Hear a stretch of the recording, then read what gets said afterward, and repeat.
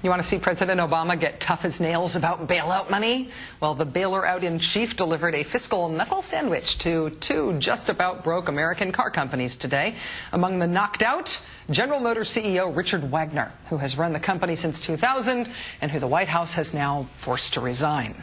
The White House determined that Chrysler can't operate as a standalone company. They gave them 30 days to merge with Italian car maker Fiat if they want any hope of further government cash.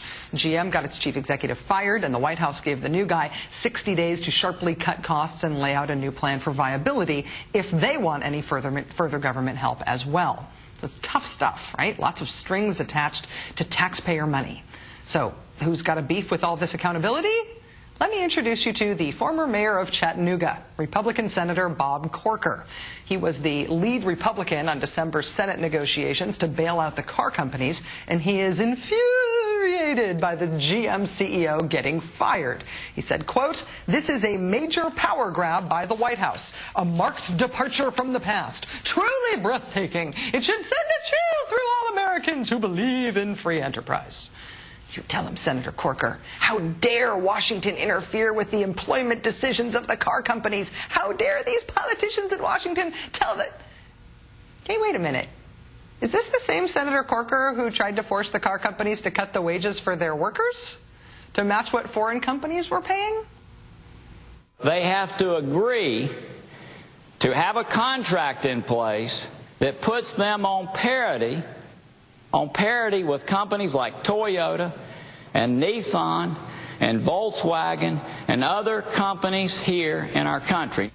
So it's not chilling to free enterprise for politicians to go after blue-collar people who work for a living, but it is chilling to free enterprise to go after the CEOs of the same companies? That's a very, very, very strange thermostat. Joining us now is syndicated columnist David Sirota. David, thank you so much for coming back on the show. Thanks for having me, Rachel. So Senator Corker did not have a problem with using government leverage to push workers around, but he's calling the firing of the GM CEO chilling. I'm wondering if you can help explain the weird temperature shifts that Senator Corker is feeling here. Well, look, Republicans don't like unions, and they're not particularly fond of blue-collar workers, and so what we see is a sort of selective principle, right? I mean, they're outraged that a Democratic president has gone after the management class, but they're also urging that Democratic president to go after the working class. And so, you know, I guess he doesn't think Corker doesn't think anyone's going to call him out on it or notice it, but the Republican Party will use, they're showing right now, they will use their power, their platform, to advocate for the cutting of workers' wages and then pretend to be outraged at the firing of an executive. It's really, the hypocrisy is just, it just shows what the Republican Party is about. We've got a couple of different standards to sort of keep track here. There's the keep track of here. There's like the CEO, the management class, and the workers. We've got that as a distinction. But we've also got a distinction between industries, between types of industries. I mean, Hank Paulson pushed out the CEO of AIG. The head of Fannie Mae and Freddie Mac had to step down too.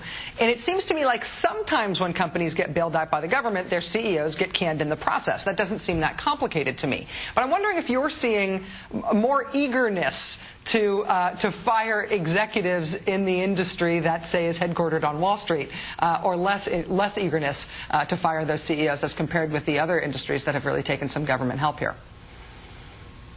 Well, let's just look at the timeline, right? It was 4 or 5 days ago that the White House had bank CEOs for a photo op. You know, they come out of the White House, they're all smiling, they're all happy. And then yesterday, the president says he's going to take strong action and fire the CEO of GM. Now, I'm not defending the CEO of GM here, but there is a different standard. And I think, you know, United Steelworker President Leo Gerard has said the government treats people who shower before work, essentially the white-collar industries, differently than they treat the industries with workers who shower after work in blue-collar industries. And I think we're seeing that here.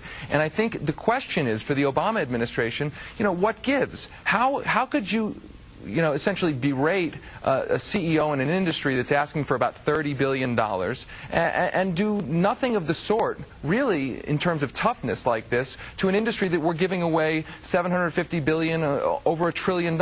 It really doesn't make sense. And I think the question is why? David, last question for you.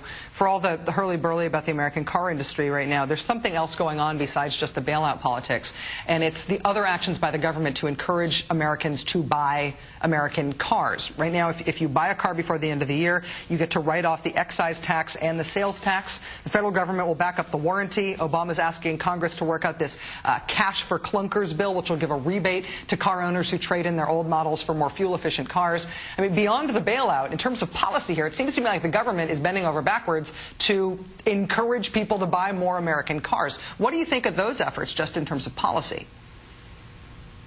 Well, I think it's good. Look, anything that we can do to prime the pump, to get money into the economy is a good thing. And I think that the Obama administration should be applauded for trying to keep this industry existing. I mean, we're talking about 3 million blue-collar jobs here. But again, I think the question is, why the different standards? Why is the President of the United States seem to want to coddle Wall Street executives and then push around the auto industry? I mean, I think the auto industry needs pushing around, but the double standard is the question.